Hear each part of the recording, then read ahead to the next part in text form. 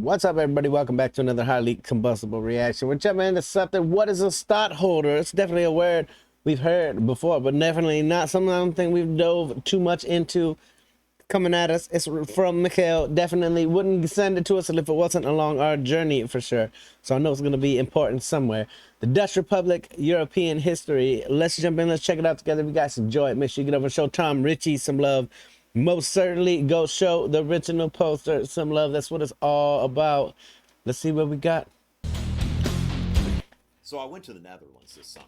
Got a really cool mug from Amsterdam. Learned a lot of stuff too. I was over there ostensibly learning about the history of the Dutch Republic and trade and the modern economy and all of that kind of stuff. So I want to do a lecture series on the history of the Dutch Republic.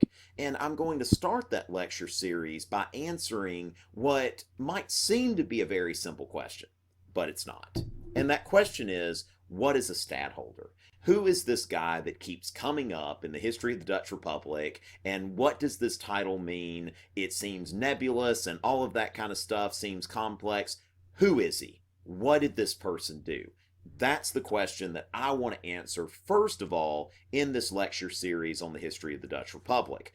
Hey, this is going to be, listen, we're only 50 seconds in, and I'm ready to listen to this man talk about anything that he wants to talk about. He sounds so intelligent. He sounds like a man that's done his research. Like, he's not speaking to us just, I don't know, there's something about him. I like him. And he had the wherewithal to wear his orange shirt. He knows what he's doing.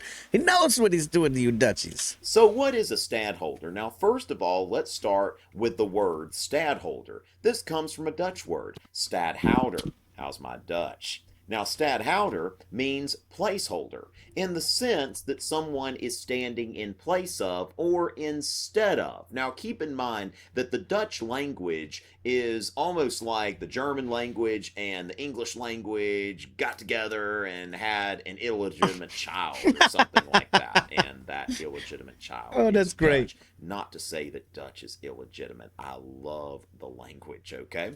And so the stadtholder is a placeholder. And really, part of why this word seems so nebulous and so hard to comprehend is it doesn't always mean the same thing all the time. The stadtholdership really goes through three phases, and those three phases, the three R's, all right, sounds nice and teacherly and easy to remember: a royal steward, a rebel leader, and a republican head of state.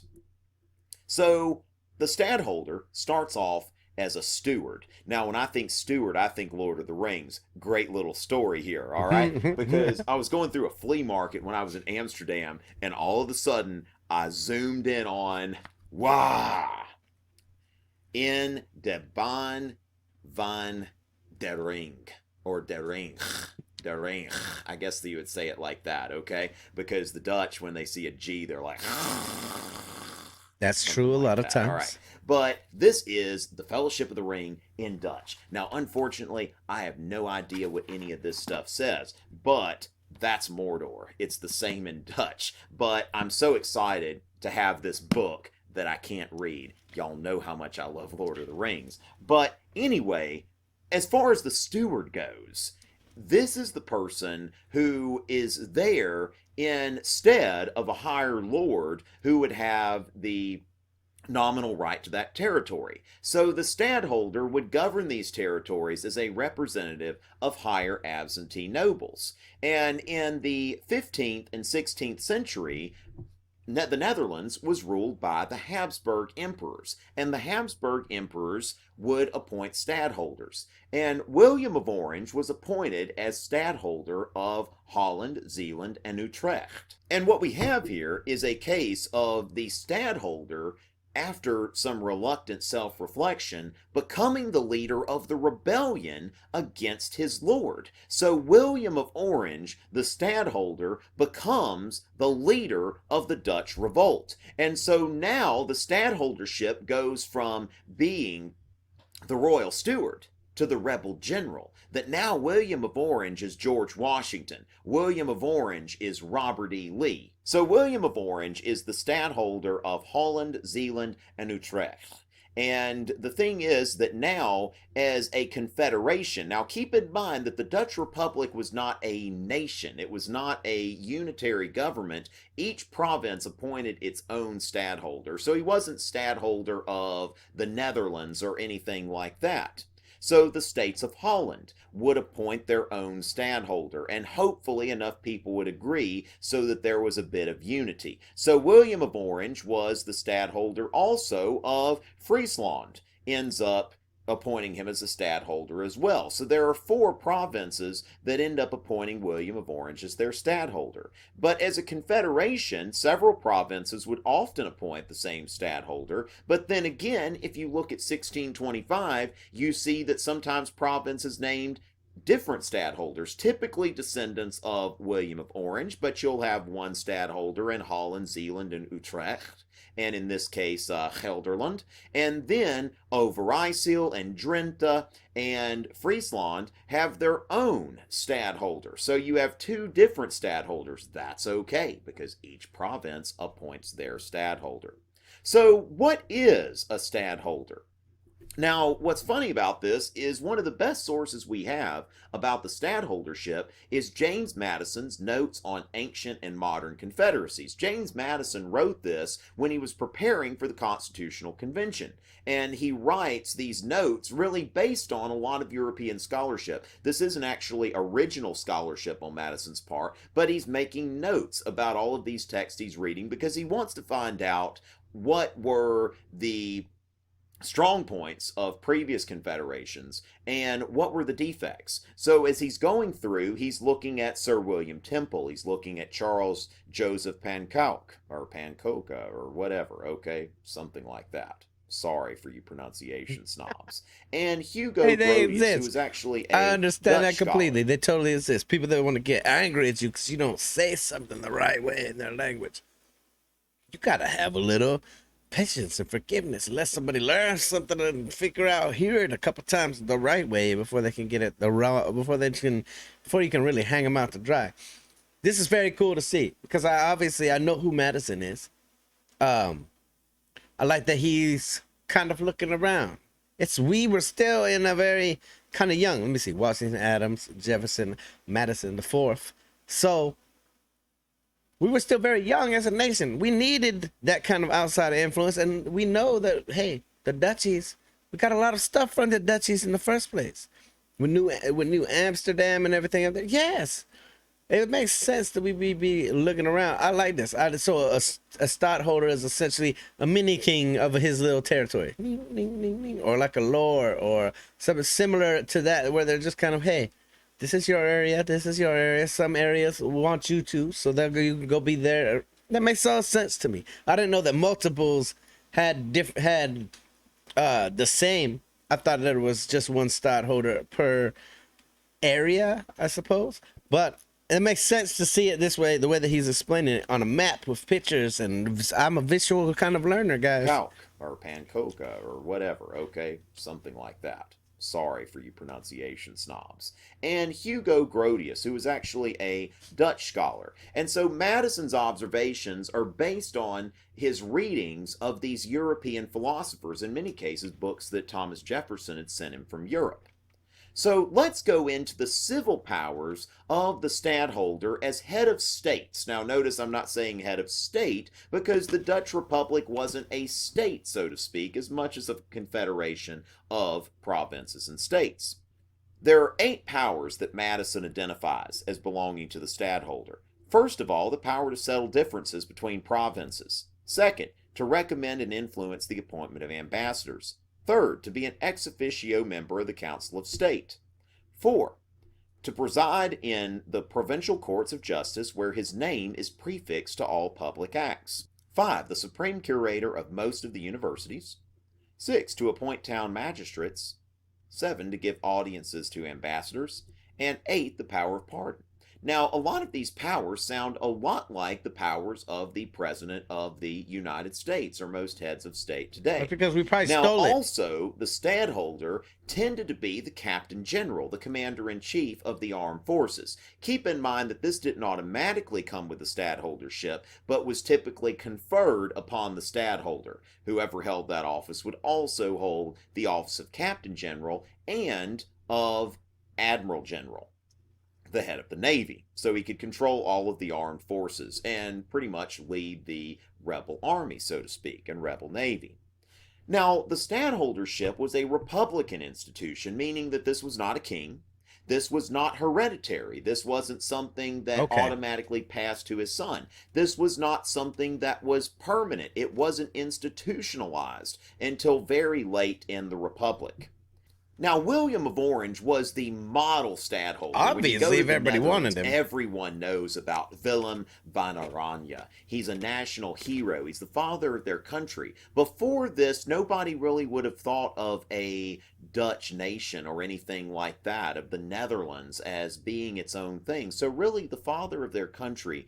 And according to an outside observer, an Englishman who was visiting Delft, I had the privilege of visiting Willem van Oranje's house at the Prinsenhof in Delft, and I read this thing that really struck me as very small r Republican, so to speak, where this English observer said his clothes look like those of a humble student. His jacket is a knitted sweater, like those worn by one of our ferrymen. His friends are citizens of this beer brewing city of Delft, and he fits in perfectly. So, although he is a high noble from this important house, he realizes how to get along in a republic, and he's able to make himself into this Republican sort of figure, which is part of the reason why people loved him so much. And this is really illustrated well at this kind of copy of Willem van Oranje's grave at the Prinsenhof. You can see that he's lying down. He's got his fancy little kind of whatever they put around their necks there. And then you see that he's sort of in some sort of sleeping cap. And then at his feet, a dog. All right? That, it's like, hey, I'm just lying down with my dog. I'm not just some high nobleman or something like that. I'm one of you, all right? I'm just a guy that takes a nap with his dog. When you look at Dutch art from this period, dogs are all over the place. But I just thought that was really cool that he's just got that dog at his feet. Just seems like such a normal guy. Now, as much as William of Orange might have projected Republican simplicity, that wasn't necessarily the case with stadtholders that followed him. In a lot of cases, the pretensions of the office and the trappings of the court and all of that kind of stuff, that they would become more elevated over time, as things often do. And the House of Orange-Nassau typically held the stadtholdership, that all or nearly all of the Republican stadtholders were descendants of William of Orange.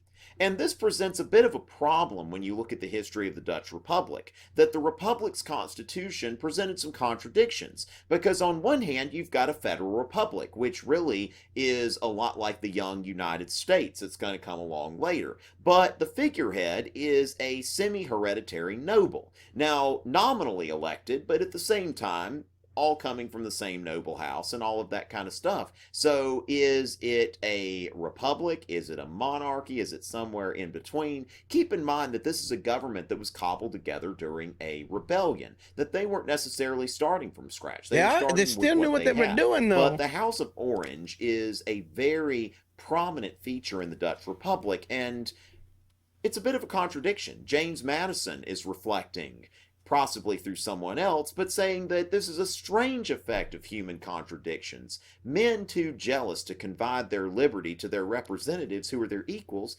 abandoned it to a prince who might the more easily abuse it. To somebody like Madison, it seems a little weird that they would let a hereditary nobleman be their figurehead, but seemed to work for them. Now, there were some people that didn't like the influence of the House of Orange, people who wanted a less centralized government. And so you had conflicts between the Orangists and people who wanted to see more of a role for the states. Now, I plan to do another lecture on this topic, and when I do, I'll put a little card or some kind of link there so that you can access it.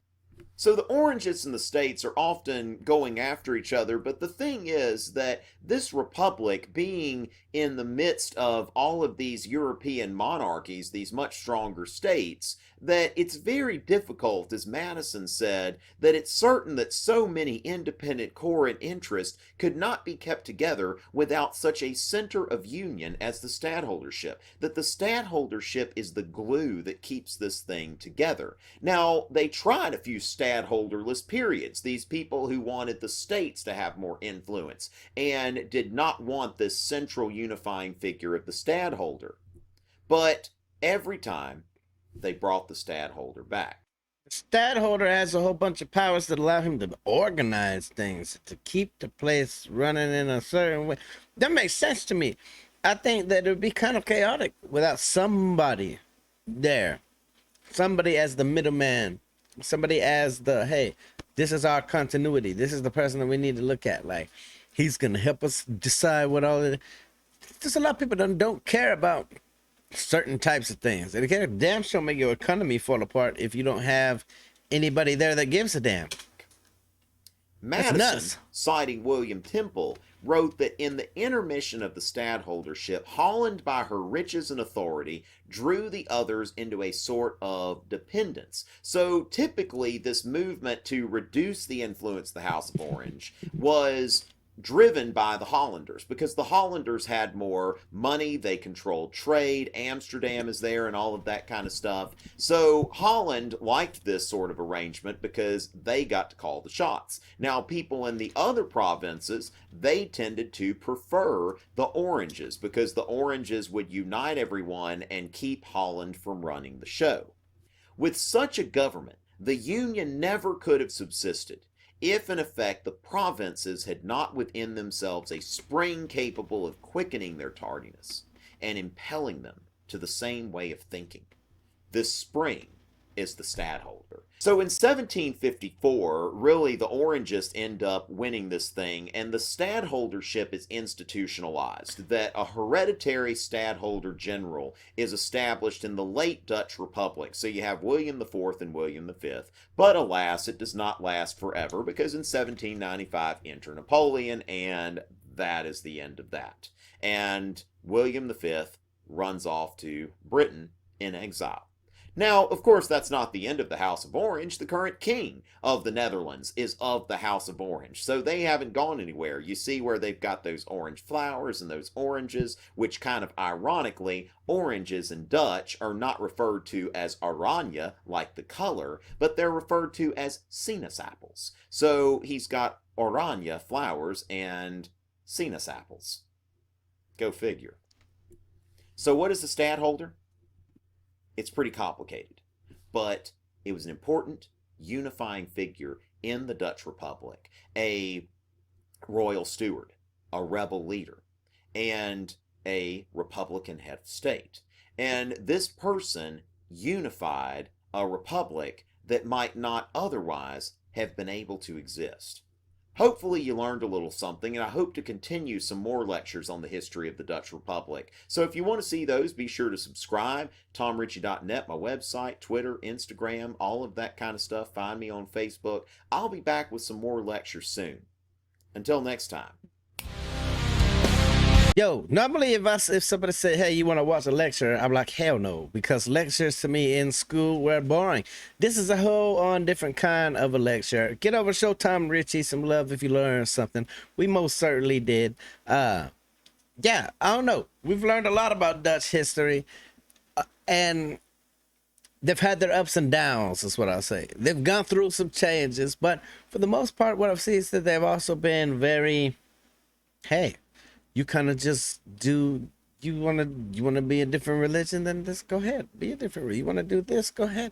They're very, very kind of accepting, kind of let people do it. Instead of being that overall tyrannical government with their thumb on you at all times, you're going to do this, you're going to do that. But it all could have gone different ways. It all could have gone a whole everything could be shifted by just one little change. So it's very cool to learn about it all. Definitely cool to learn about the Stadtholder position. We now know a little bit more about what his powers and abilities were, for sure. Get over Showtime, Richey, some love. Smash the like button if you like, do the dislike button, but I won't believe you. Tell the next one I'm highly combustible, excuse me. You guys be happy, healthy, safe. I'll leave it to the moon and back, peace.